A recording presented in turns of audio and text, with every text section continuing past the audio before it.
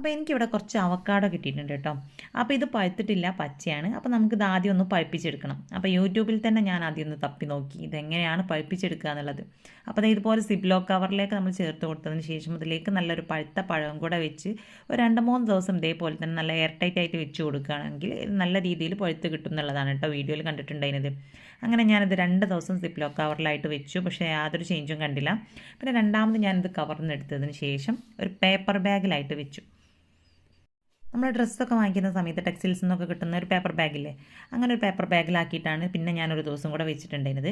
അപ്പോൾ ആ ഒരു വെച്ച സമയത്ത് നല്ല രീതിയിൽ തന്നെ അത് പഴുത്ത് കിട്ടിയിട്ടുണ്ട് കേട്ടോ.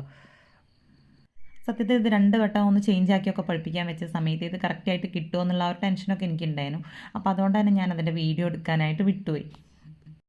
സത്യത്തിൽ ഈ ഒരു മെത്തേഡ് എനിക്ക് അത്ര കറക്റ്റായിട്ട് കിട്ടിയില്ല. അപ്പോൾ അത് ഫ്ലോപ്പ് ആയതാണെന്നുള്ള ലെവലിലാണ് ഞാൻ വീഡിയോ എടുക്കാതിരുന്നത്. അപ്പോൾ എനിക്ക് പേപ്പർ ബാഗിൽ വെച്ചാലും പഴുത്ത് കിട്ടുമോ എന്നുള്ളത് അറിയില്ലല്ലോ.